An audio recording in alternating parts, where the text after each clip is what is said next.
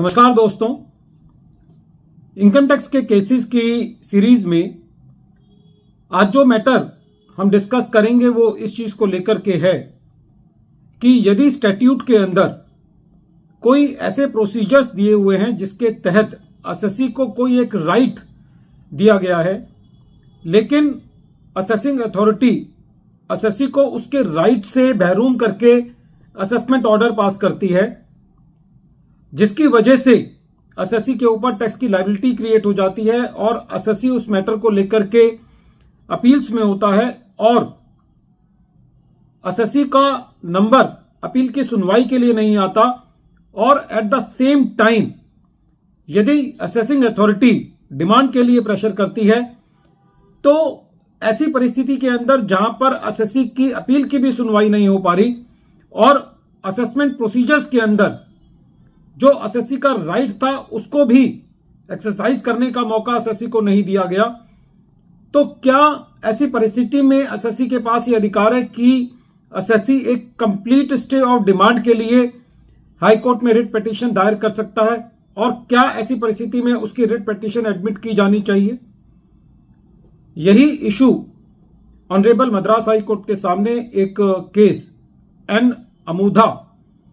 Versus income tax officer and others के case में सामने आया। यह केस 467 आईटीआर पेज नंबर 299 पर रिपोर्ट हुआ और इस केस का जजमेंट 3 जनवरी 2024 को आया। प्रेजेंट केस असेसमेंट ईयर 1819 से रिलेटेड है और इस केस के अंदर असेसी ने अपनी एक प्रॉपर्टी सेल की थी और जो प्रॉपर्टी का सेल कंसिडरेशन था, जो कि सेल डीड में था, वो स्टैंप ड्यूटी वैल्यू से कम था। During the assessment proceedings assessing officer का यह एलिगेशन था कि जो असेसी ने सेल कंसिडरेशन दिखाया है वो कम दिखाया है और जो असेट की फेयर मार्केट वैल्यू है वो स्टैंप ड्यूटी वैल्यू होनी चाहिए। असेसी ने इसका ऑब्जेक्शन रेज करते हुए कहा कि असेसी का मैटर डिपार्टमेंट वैल्यूएशन ऑफिसर को रेफर किया जाना चाहिए, लेकिन असेसिंग ऑफिसर ने डीवीओ को रेफर किए बिना स्टैंप ड्यूटी वैल्यू को फेयर मार्केट वैल्यू लेकर के असेसमेंट कर दिया, जबकि असेसी का यह कहना था कि जो असेसी की सेल कंसिडरेशन जो सेल डीड में है वही फेयर मार्केट वैल्यू है। असेसी ने इस असेसमेंट ऑर्डर के अगेंस्ट सीआईटी अपील के पास अपील फाइल करी। जैसा कि हम सब जानते हैं कि इस टाइम सीआईटी अपील के पास जो डिस्पोजल्स हैं वो 4-5 साल से पेंडिंग है। असेसी के ऊपर डिमांड का प्रेशर था, रिकवरी का प्रेशर था, इसलिए असेसी ने मद्रास हाई कोर्ट के अंदर एक रिट पिटीशन दायर करी कि सबसे पहले मेरा अपील का डिस्पोजल जल्दी किया जाए और दूसरा जो मेरी डिमांड है उसके ऊपर एक कंप्लीट स्टे मिले, क्योंकि जो असेसमेंट प्रोसीडिंग्स के अंदर जो असेसी का राइट था कि उसकी प्रॉपर्टी बिना डीवीओ के वैल्यूएशन कराए बिना स्टैंप ड्यूटी वैल्यूएशन को फेयर मार्केट वैल्यू नहीं माना जा सकता, उस चीज का पालन नहीं किया गया। तो जब ये मैटर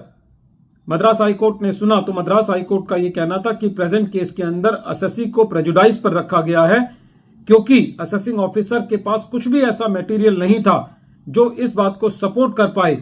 कि जो गाइडलाइन वैल्यू है, जो स्टैंप ड्यूटी वैल्यू है, वही फेयर मार्केट वैल्यू है। तो ऐसी परिस्थिति के अंदर असेसी को जो असेसी की डिमांड है उसके ऊपर एक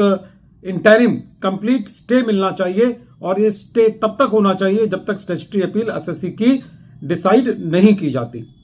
साथ ही साथ मद्रास हाई कोर्ट ने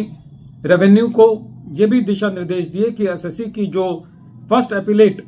अपील है उसको 3 महीने के अंदर डिस्पोज ऑफ किया जाए और जब तक वो अपील डिस्पोज ऑफ नहीं की जाती आप असेसी से रिकवरी नहीं कर सकते। फ्रेंड्स, ये केस आजकल के सिनेरियो में बहुत इंपॉर्टेंट है, क्योंकि जो असेसमेंट प्रोसीडिंग्स हैं वो बिना प्रोसीजर्स के कंप्लीट की जाती हैं। डीवीओ की रिपोर्ट पहली बात मंगाई नहीं जाती और यदि डीवीओ की रिपोर्ट के लिए लिखा जाता है तो उनकी रिपोर्ट को आने से पहले ही असेसमेंट ऑर्डर पास कर दिया जाता है, क्योंकि रेवेन्यू डीवीओ रिपोर्ट नहीं भेज पाता। और इसके अलावा काफी सारी ऐसी परिस्थितियां हैं जहां पर बिना थर्ड पार्टी कंफर्मेशन कराए बिना या जब कंफर्मेशन होती है, पार्टीज एसएससी को क्रॉस एग्जामिनेशन का मौका दिए बिना असेसमेंट प्रोसीडिंग्स कंप्लीट की जाती हैं, तो ऐसी सब परिस्थिति के अंदर ये केस एक स्टे ऑफ डिमांड के लिए काफी यूजफुल हो सकता है। फ्रेंड्स, मेरा लास्ट में ये भी कहना है कि जो हमारे इस YouTube का मेन मकसद है वो ये है कि हम प्रोफेशनल्स को या एसएससीज को या एपिलेंट्स को एक फूड फॉर थॉट दे सकें अपनी लिटिगेशन में किक स्टार्ट करने के लिए या बने रहने के लिए। आप किसी भी वीडियो पर रिलाय करने से पहले आप पूरे जजमेंट को पढ़ें, क्योंकि 5 मिनट के अंदर या 6 मिनट के अंदर सारे फैक्ट्स को पूरी तरीके से बता पाना संभव नहीं होता। ये खाली जो इस YouTube चैनल का एक मेन मकसद है वो ये है कि एक फूड फॉर थॉट देना, ताकि हम अपनी लिटिगेशन को अलाइव रख सकें और अपने मैटर को किसी ना किसी ग्राउंड को लेकर के, जो कि इस YouTube चैनल के थ्रू हम लोग आपको बताने की कोशिश करते हैं, उससे लेकर के हम कोई हेल्प ले सके। वीडियो के अंत में एक बार फिर मैं केस का नाम रिपीट कर रहा हूं। केस का नाम है N Amudha versus income tax officer and others, और ये केस 467 ITR पेज नंबर 299 पर रिपोर्ट हुआ। Matter honourable Madras high court ने 3 जनवरी 2024 को डिसाइड किया। Thank you friends.